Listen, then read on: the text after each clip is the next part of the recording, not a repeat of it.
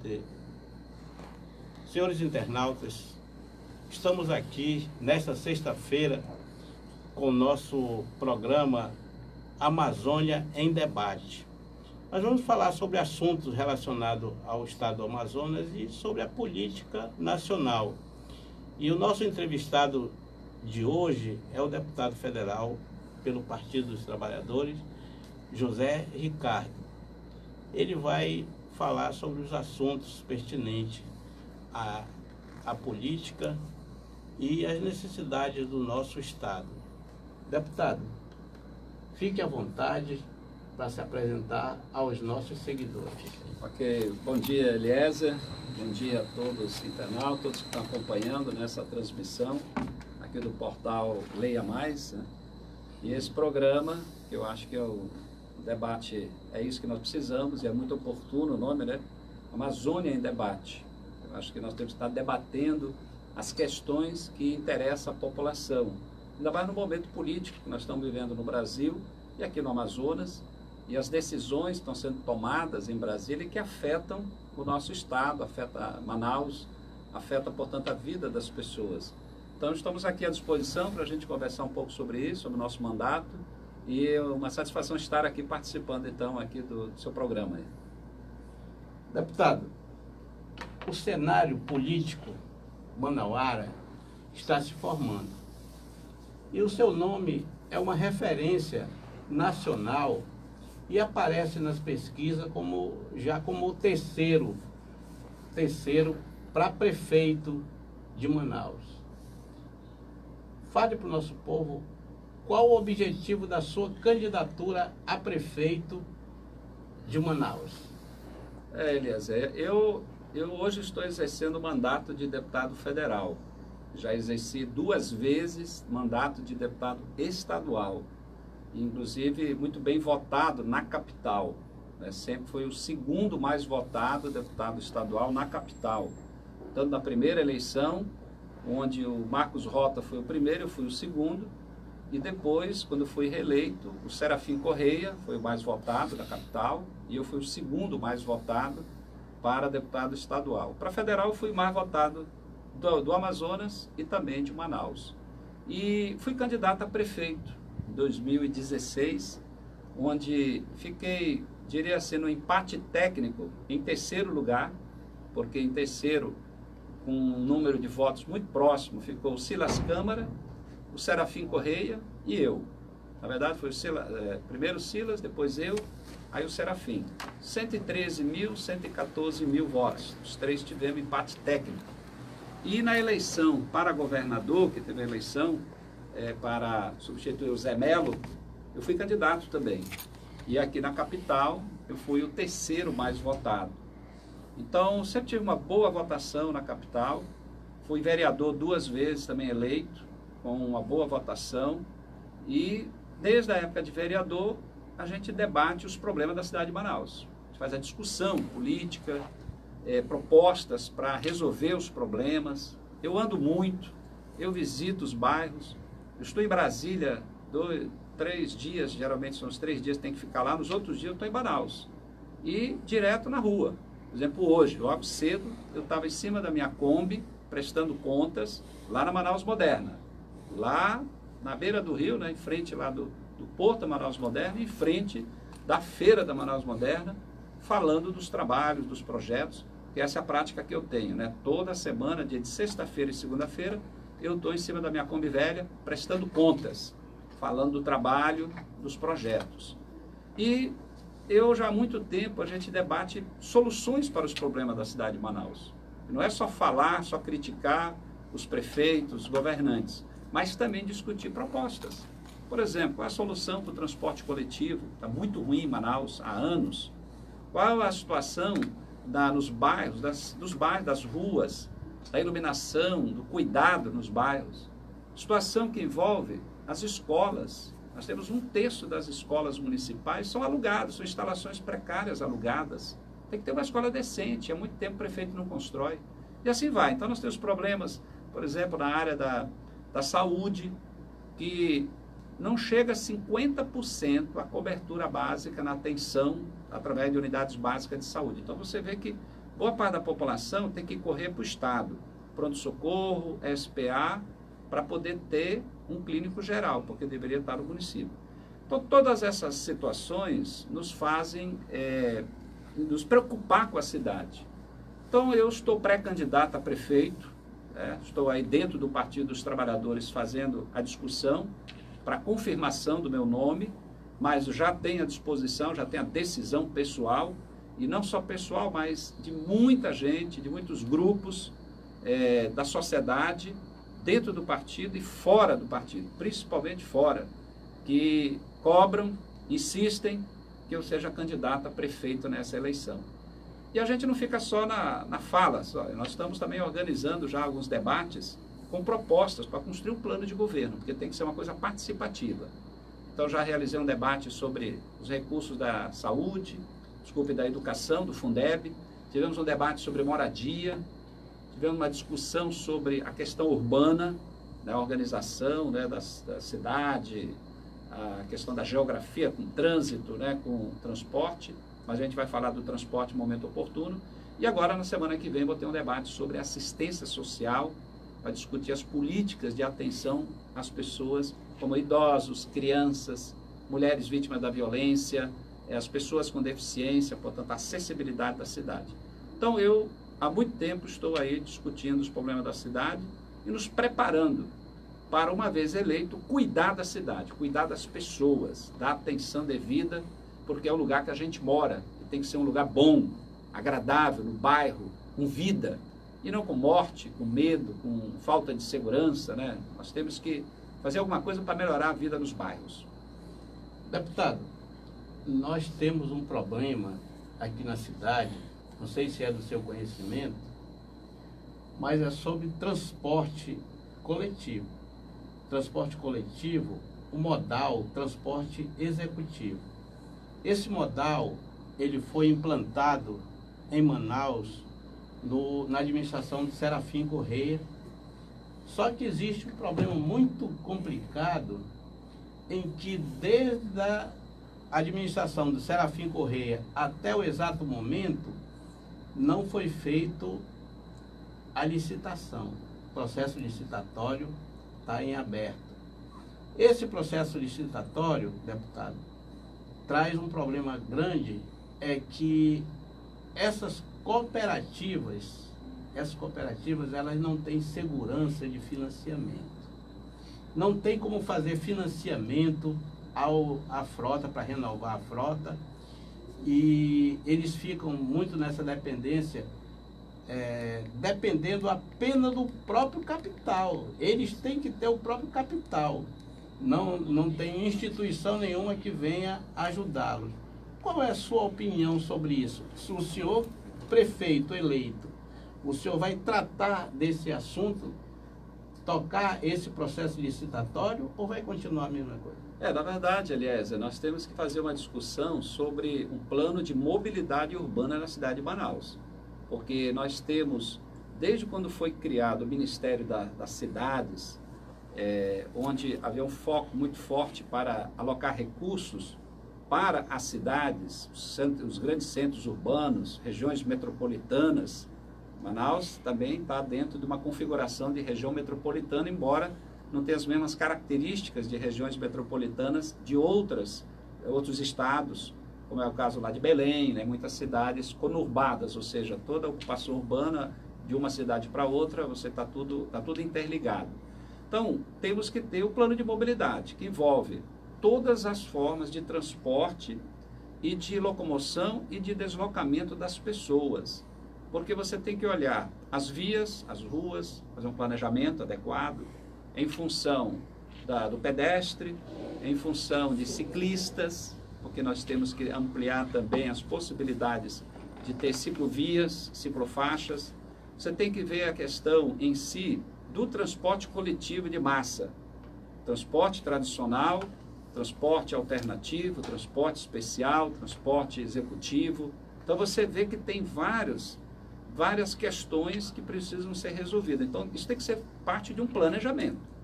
Com certeza tem que ter licitação, tem que ter regras estabelecidas, porque são contratos onde o poder público é o poder concedente e vai ter que cobrar qualidade no serviço, vai ter que discutir junto tarifas. O problema da tarifa que hoje não é uma coisa aberta, não é uma coisa bem transparente, e a sensação das pessoas é paga caro por um serviço ruim, um serviço precário. Você vê que os ônibus, a frota de ônibus, ela não está ampliando, então proporcionalmente ela está reduzindo, que aumenta a população, e a frota é a mesma, e ela está envelhecida, porque não há renovação. E a lei orgânica do município fala em renovação anual. Eu já fiz uma denúncia, aliás duas, uma esse ano, uma no ano passado, junto ao Ministério Público, questionando o fato de que as empresas não estão colocando ônibus novos, e a frota, na média, hoje tem mais de 96% tem mais de 6 anos, e a lei fala que o ônibus não pode ter mais de 10 anos. Então, hoje temos 20% da frota de transporte coletivo que tem mais de 10 anos, 10, 11, 12, até 13 anos. E no caso do transporte alternativo, é uma outra questão, porque hoje é o que garante o transporte na Zona Leste e parte da Zona Norte. Aliás, até boa parte da Zona Norte lá. E até Oeste, porque é a região de crescimento.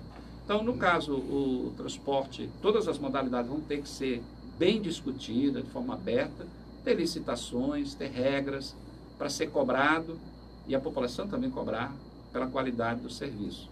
Então, respondendo sim, temos que fazer licitação, temos que fazer um bom diálogo e temos que ter uma frota boa, moderna, nova, para poder atender bem a população. Deputado, nós estivemos vendo agora, ultimamente, essa semana, uma discussão muito complicada. Um procurador do estado do Pará declarou que só houve escravidão no Brasil porque os índios são preguiçosos, os índios não queriam trabalhar.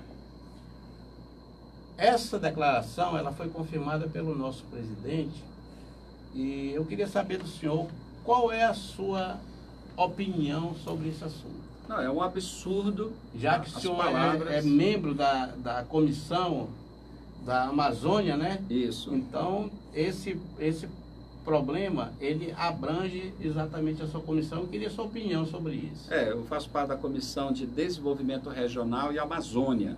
É uma comissão importante que debate os vários assuntos de interesse dos estados da Amazônia, no caso do nosso estado do Amazonas, que envolve a questão indígena, os investimentos, energia, transporte, a logística. Nós vamos fazer um debate agora sobre transporte aéreo, o apagão aéreo. Então isso é uma iniciativa de toda a bancada, porque na verdade eu fiz um requerimento, foi aprovado, e o deputado Marcelo Ramos também fez, mas fez em conjunto, também foi aprovado. Então vai ter essa audiência para discutir o transporte aéreo. E a questão indígena é um debate importante, aliás, é do Brasil e do mundo, porque o Brasil tem uma diversidade muito grande indígena. E o Amazonas é o estado que tem a maior quantidade de povos indígenas e de etnias diferentes. Aliás, é uma riqueza cultural muito grande que nós precisamos cuidar, preservar, valorizar e transformar esse conhecimento também em renda e oportunidades para os próprios povos indígenas, que às vezes em alguns lugares estão passando fome, e principalmente aqui em Manaus, por não ter uma política indígena para atender os povos indígenas. E essa declaração desse procurador foi um absurdo, porque isso é querer negar a história do Brasil, uma história de exploração, uma história de genocídios, porque os portugueses, quando vieram para cá, que tinha milhões de pessoas aqui, os indígenas, que viviam aqui, e a exploração dos interesses econômicos dos portugueses, depois de outros países também, no mundo inteiro, mas em particular olhando para cá, para o Brasil, para as Américas, era de exploração, de retirada de madeira, depois de pedras preciosas, ouro, etc. Depois a exploração de várias outras riquezas nossas, sempre foi assim. E os indígenas, logo desde o início, reagiram. Na verdade, nós tivemos extermínio de povos indígenas que enfrentavam, que não queriam se sujeitar à escravidão. Os indígenas foram escravos, depois fugiam, se rebelavam. Nós temos aqui lendária Juricaba, que a gente lembra que ele resistiu, ele não quis ser escravizado, ele é um símbolo da luta, e a gente precisa até conhecer mais a história da luta dos povos indígenas contra os invasores, contra os que estavam explorando. Então teve escravidão indígena, teve matança indígena, teve indígena que foi se afastando, né, fugindo também dessa situação, muitas doenças, milhões morreram. E depois veio a escravidão negra. O Brasil foram 350 anos de escravidão negra. As pessoas sendo tiradas na marra, na África, e tendo que ir trabalhar como escravos aqui. Muitos morreram, tem livro agora recente publicado, dos milhões foram jogados no mar, porque tinha uma época de fiscalização, às vezes tinha as doenças, e às vezes não dava mais, e jogava as pessoas no mar. E muitos, portanto, que chegavam aqui já, as famílias, tudo desagregado. Então, nós temos que reconhecer a escravidão indígena que teve, o massacre, e a escravidão negra. E o Brasil foi o último país das Américas a abolir a escravidão. E depois, quando aboliram, os negros não tinham direito nenhum, direito a nada. Não tinham educação, não tinham direito à terra, portanto, não tinham terra para nada, e isso se reflete até hoje. Portanto, é um absurdo o que esse procurador falou numa palestra para estudantes de direito.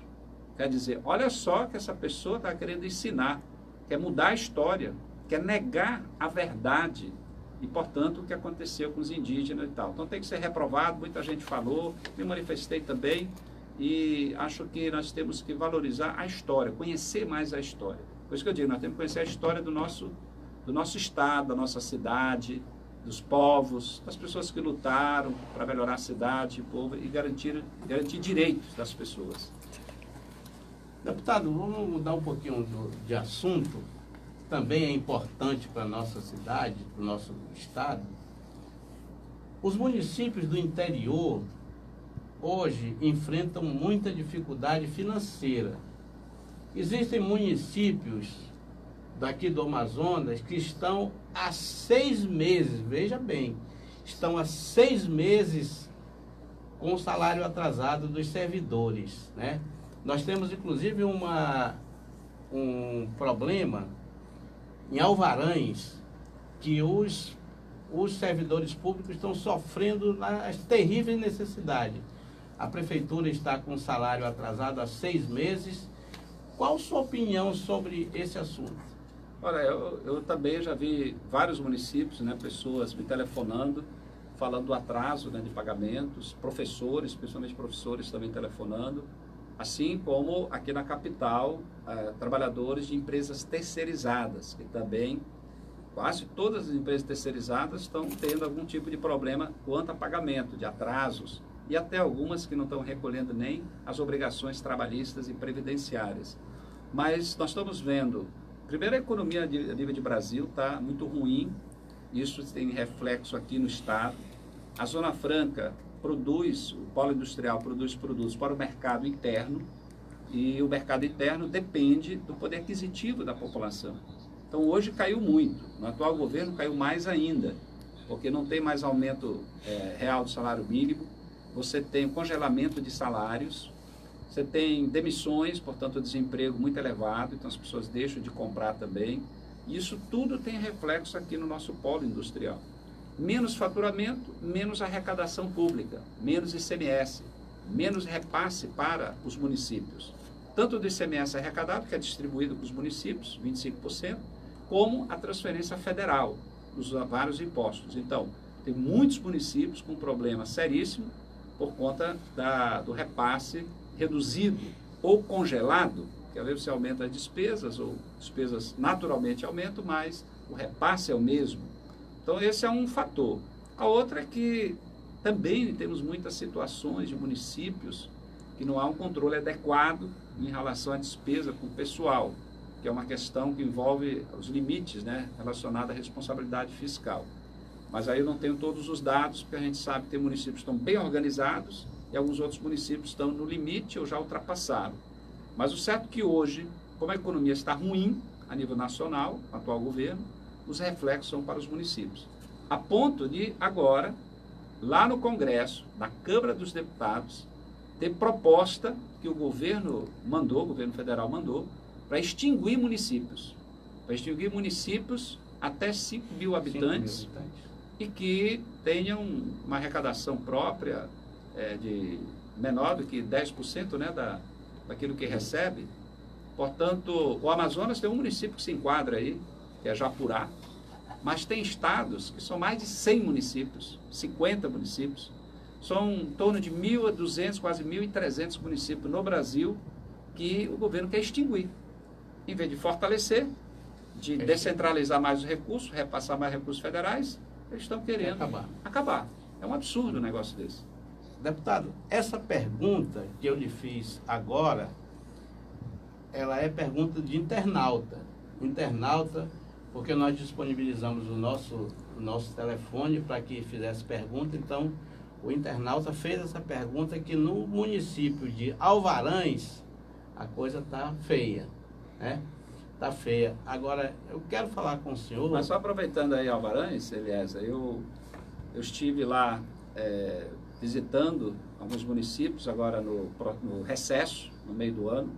Eu passei lá por Alvarães também, tive em Tefé, Alvarães, Coari, Tefé, tive no Alto Solimões, Tabatinga, Benjamin, Atalaia e São Paulo de Olivença.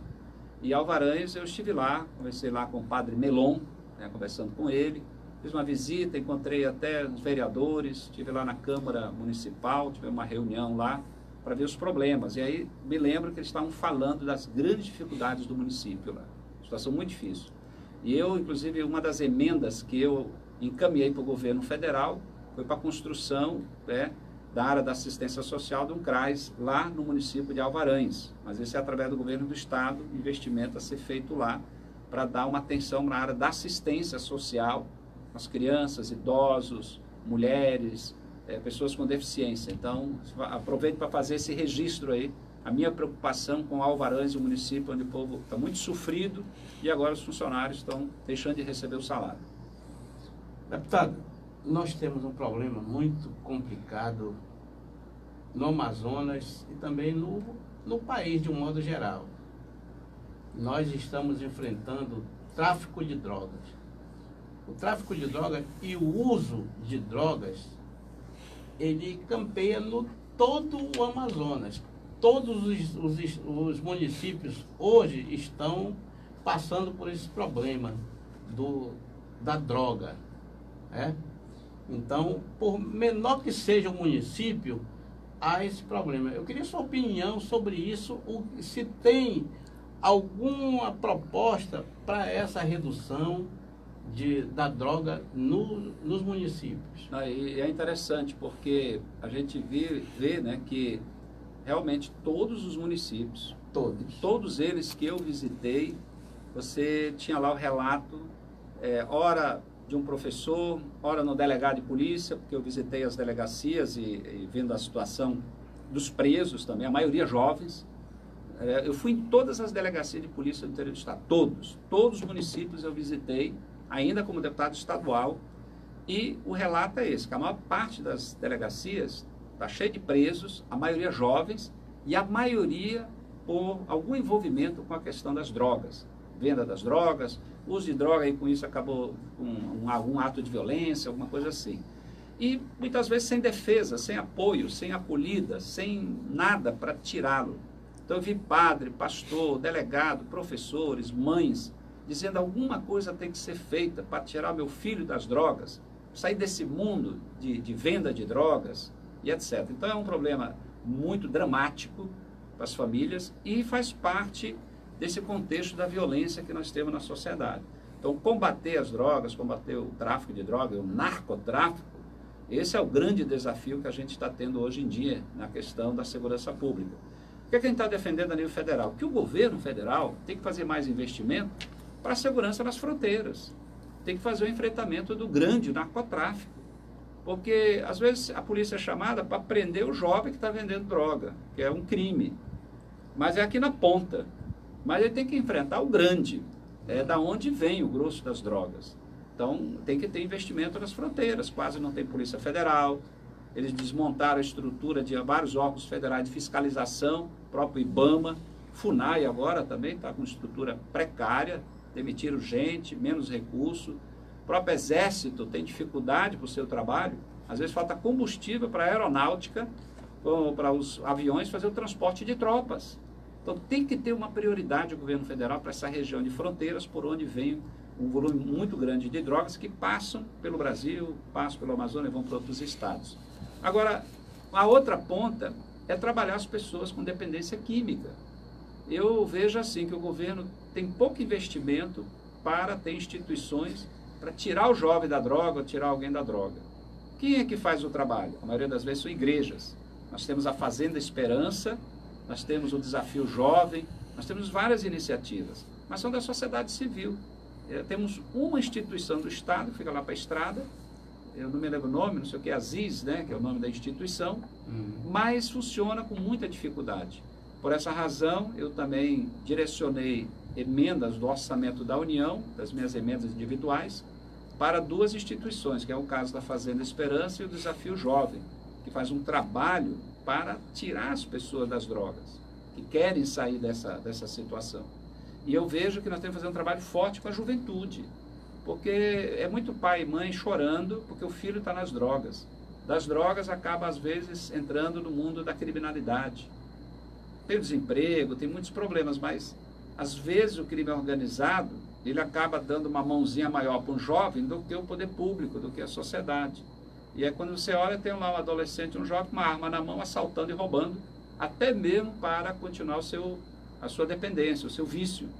Então, é um assunto sério, a nível federal, cobrando investimento para a estrutura de combate ao narcotráfico, mas também a nível de estado e município, tem que ter uma ação com os jovens lá. Se eu fosse o prefeito, eu ia investir muito nessa questão com os jovens, com adolescentes. É a escola, é o lazer, é o trabalho, é a recuperação, é acompanhamento do assistente social e psicólogo, porque senão as coisas vão piorar e não melhorar. Não é só com mais polícia, porque tem colegas deputados federais que acham que é sair prendendo todo mundo e jogar na cadeia. Se isso resolvesse, até nos Estados Unidos estava resolvido. Mas não, só prender não resolve. Tem que ter um trabalho que vai além disso, ou um trabalho antes disso, para evitar que amanhã a pessoa esteja na criminalidade e matando, se virando um criminoso. Deputado, hoje no Amazonas se fala muito sobre o polo industrial, o PIN, né? Se fala muito a questão econômica, a alavanca da economia amazonense, só se fala em distrito industrial, em polo industrial. Mas existem outros setores que podem muito bem entrar nessa economia e alavancar a economia do Amazonas, que muitas vezes nós estamos vendo que está abandonado, desprezado, que é exatamente o primeiro setor. O setor de produção hoje não poderia também caminhar junto com o polo industrial na geração de emprego e renda, e hoje ele não é muito significativo para o Estado. Qual a sua opinião sobre isso? Aliás, você tem toda a razão, porque em qualquer país, qualquer economia, qual é o primeiro setor, primeiro sentido, né, da vanguarda, de ter atividades econômicas fundamentais e necessárias para o sustento da população? É exatamente o setor primário, ou primeiro setor, né, como se fala no termo econômico, que envolve a produção de alimentos, né, que envolve, portanto, aquilo que é o básico para o sustento, né, das pessoas, que é o abastecimento. Eu estava agora de manhã cedo fazendo a minha tribuna lá na Manaus Moderna, e ali a gente falava sobre isso. Eu dizia que a Zona Franca, que tem a política de incentivos fiscais, que já está há mais de 50 anos, está prorrogado, o Lula prorrogou 10 anos e agora a Dilma prorrogou mais 50 anos, só que o tempo todo tem ameaças contra a Zona Franca. Medidas como agora o governo Bolsonaro, o ministro da Economia, ele é contra os incentivos fiscais. Ele já falou, ele quer acabar. Aí tem um projeto de reforma tributária que está lá na Câmara. O projeto já previa o fim dos incentivos fiscais. Aí nós fizemos emendas. Eu fiz uma emenda, outros deputados do Amazonas fizeram emendas para preservar a Zona Franca. Ok, vamos ver até onde vai a Zona Franca. Hoje é o grande sustento do Amazonas. Só que é isso que você está dizendo. Tem que dar uma guinada. sem largar a Zona Franca, mas paralelo, cuidar de priorizar alguns setores importantes. Como um parceiro, né? Econômico. Não, porque você tem que colocar algo que independa de tecnologia de fora, porque um televisor, um celular, um computador, as tecnologias são desenvolvidas em outros países. São multinacionais que produzem no Brasil, e no caso da Zona Franca. Mas produzir peixe, por exemplo, o conhecimento é nosso. Está aqui a Embrapa para orientar, para ter mais produtividade. Só que o peixe, principalmente o tambaqui, olha, próximo de 80%, o tambaqui consumido em Manaus vem ou de Roraima ou de Rondônia. Então há um espaço para você desenvolver o setor de pescado em grande escala, numa escala industrial. Depois você tem uma lista enorme de produtos, de frutas.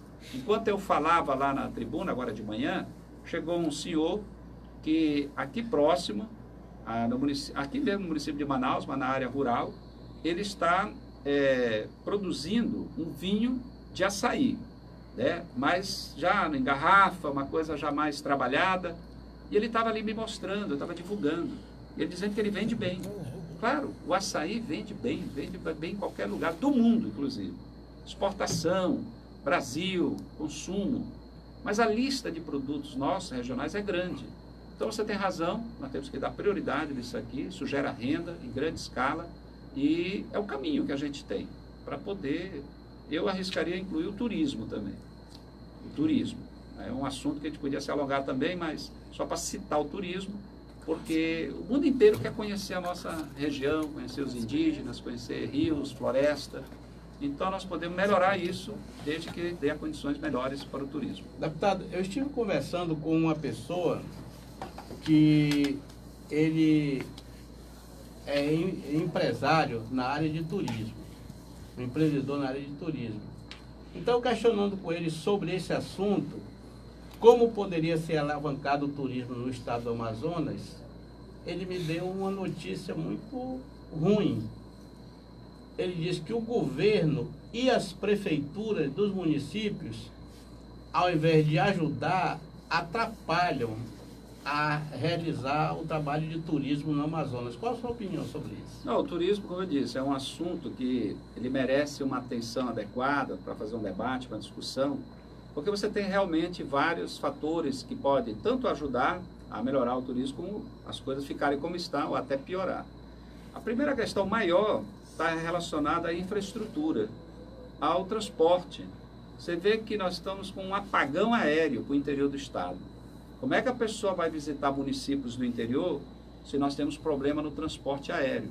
Tem poucas linhas, tem problema nos aeroportos e você tem tarifa muito cara. Então dificulta fazer um turismo no interior do estado.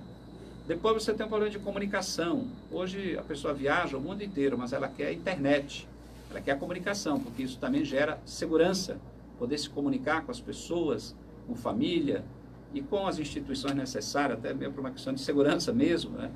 E você tem, é lógico, a organização das estruturas para receber as pessoas. Aí entra, eu acho que você lembra aí o papel das prefeituras, próprio governo, as atrações, o cuidado com a cidade. Por exemplo, quem vai para Novo Airão, você tem os Botos, tem o Rio Negro, você tem ali a Navelhanas. Então, a cidade, ela também precisa estar bem preparada para que alguém que vá lá para verificar, para conhecer esses atrativos, ele também pare, consuma, se hospede na cidade e possa, com isso, gastar lá. Então, isso vale para qualquer lugar.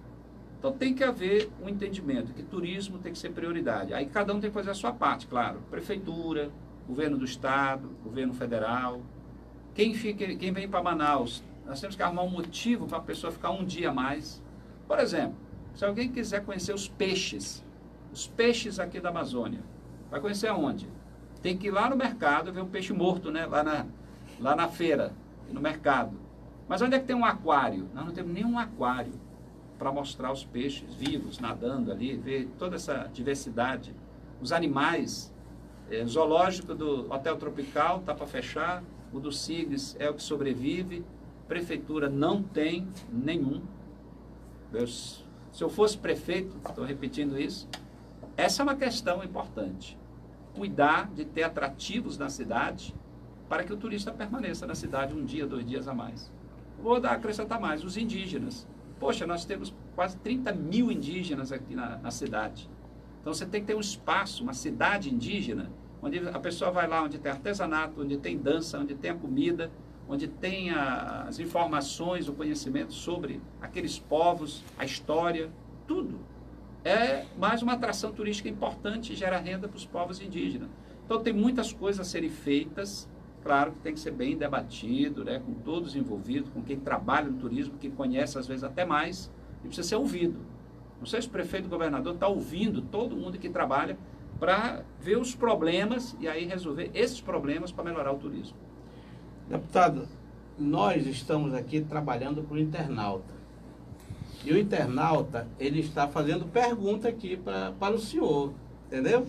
Está fazendo pergunta, inclusive ele está dando opinião, que essa entrevista deveria ser espalhada para todo mundo.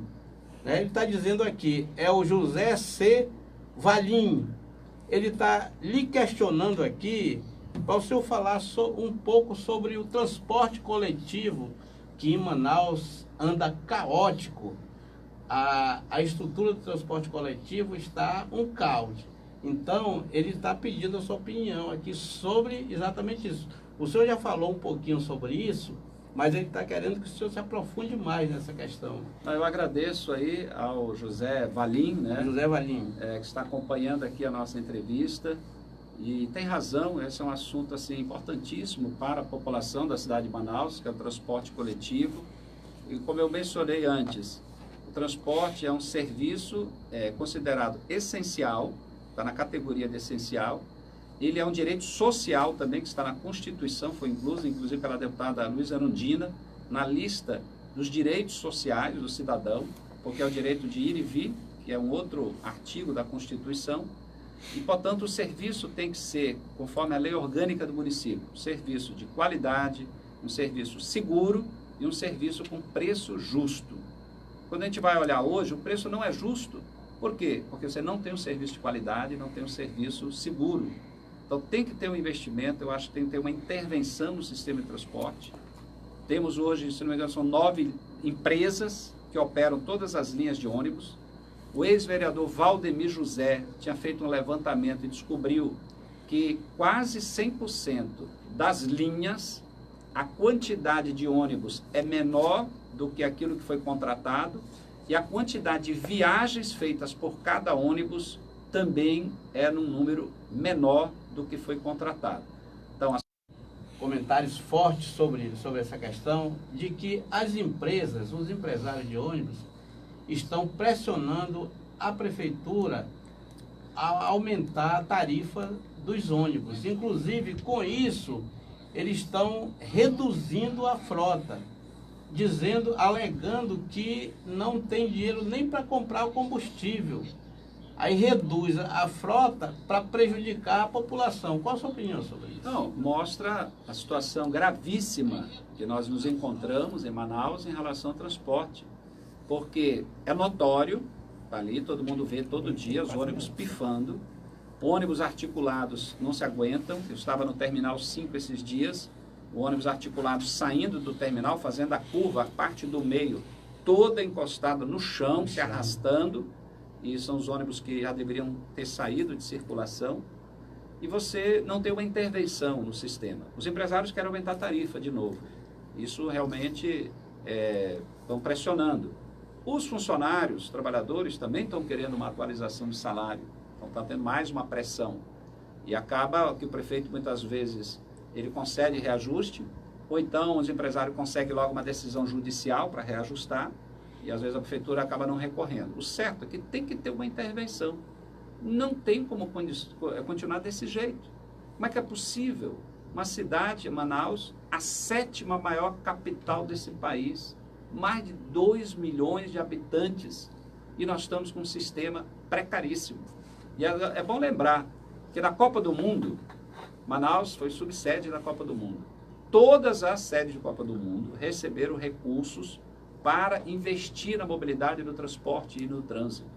Manaus foi a única que não realizou investimento. 800 milhões na conta da Caixa Econômica à disposição, ou do governo do estado ou da prefeitura, para fazer obras. E nada foi feito? Não foi feito, porque falaram do BRT, que foi a prefeitura, começou com a Amazonino, depois o Arthur, só que eles não deram andamento. E o outro foi o governo do estado, que na época era o Omar Aziz, falavam do monotrilho, falaram muito do monotrilho, fizeram os estudos, gastaram uns 20 milhões no estudo, mas nada foi para frente. O dinheiro voltou para o Tesouro Nacional e Manaus perdeu a oportunidade de ter um investimento na mobilidade. E estamos aí até hoje. Deputado, vamos mudar um pouquinho de assunto, transporte coletivo, e vamos para a saúde. Nós estamos vendo a saúde, de um modo geral, um caos. Aquelas filas da madrugada, não sei se você já viu as filas da madrugada, tem pessoas que dormem na fila para conseguir uma consulta, um exame. Então, isso aí é muito prejudicial para a nossa população. Tem algumas saídas para esse sistema de saúde ou vai continuar a mesma coisa? Pois é, começando com a saúde básica, que seria a chamada atenção básica. De quem é a responsabilidade? É do município. Então, o município é que tem que ter as UBSs para o atendimento com clínico geral, com pediatra, né, com ginecologista, para atender a população. Hoje, não passa de 50% essa cobertura básica na cidade de Manaus. Aí você tem parte da população buscando as instituições estaduais.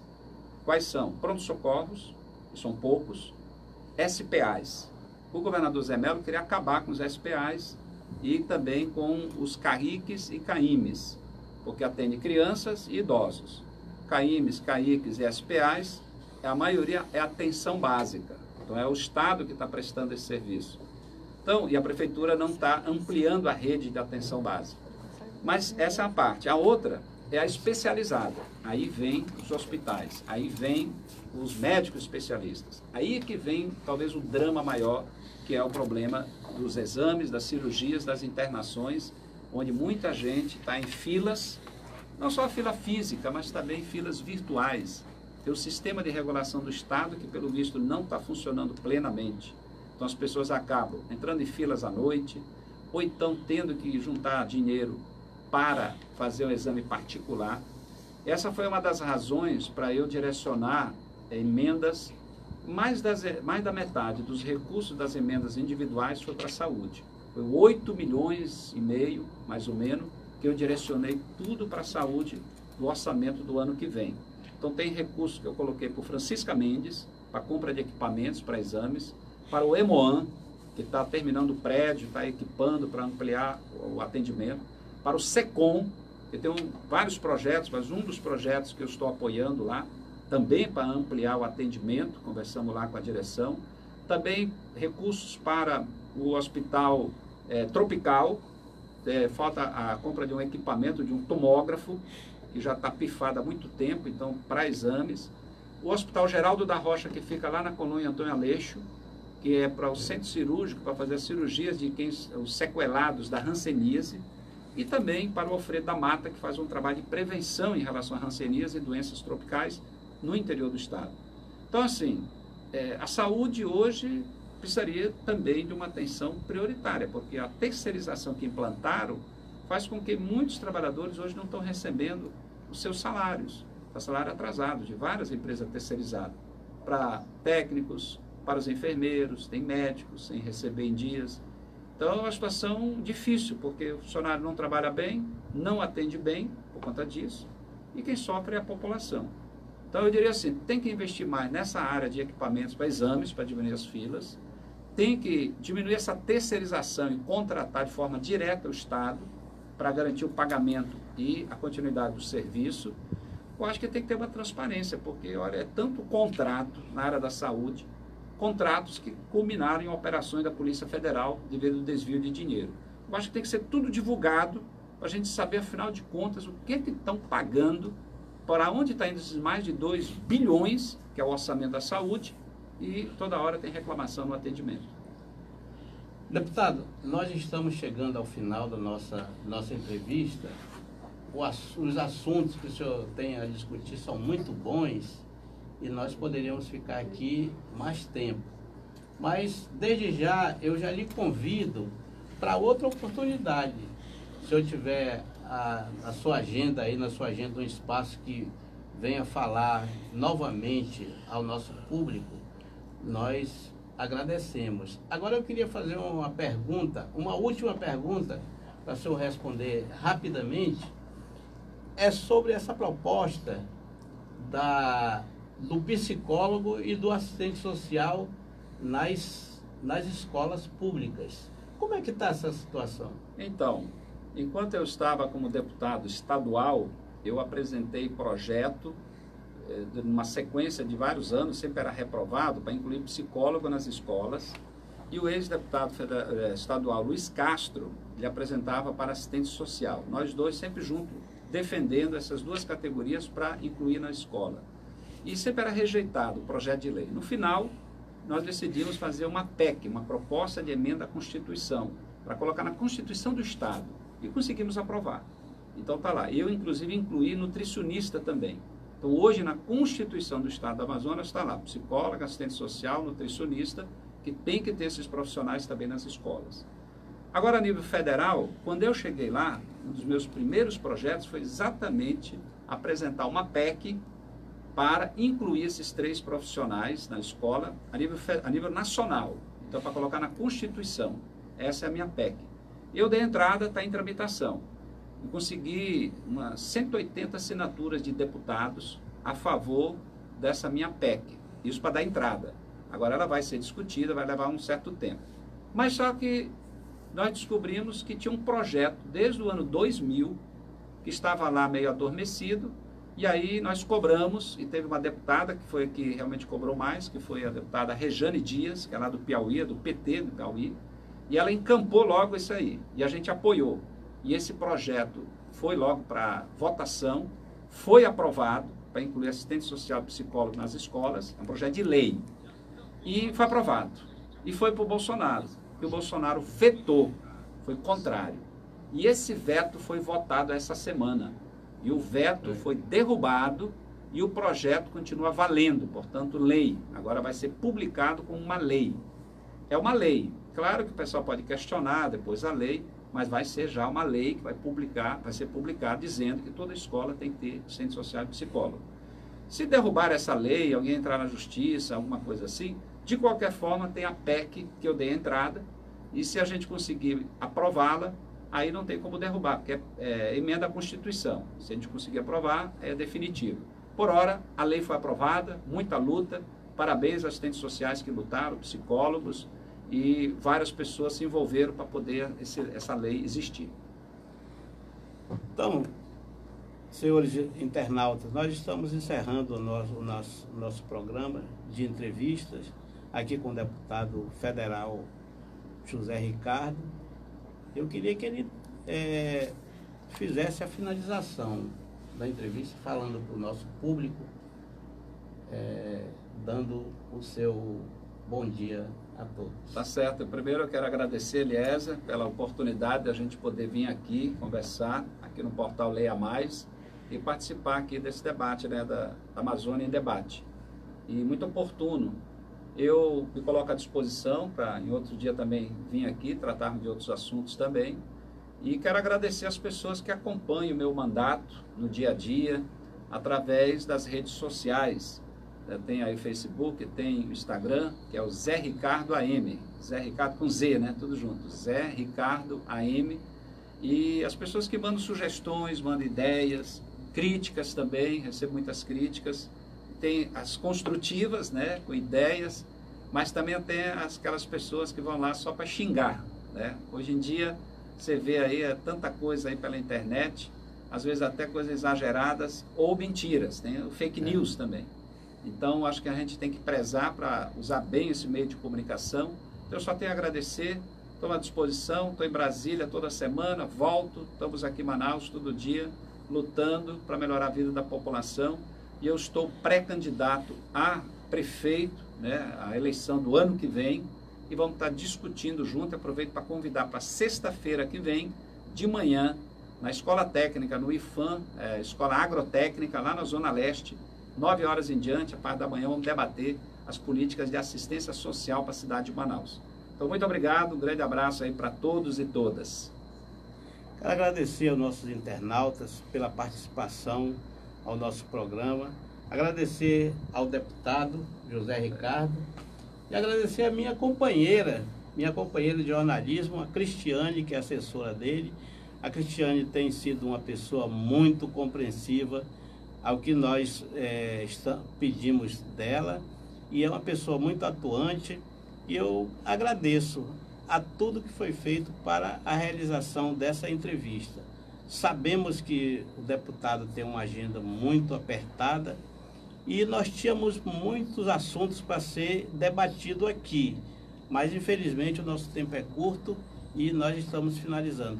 Bom dia a todos e muito obrigado.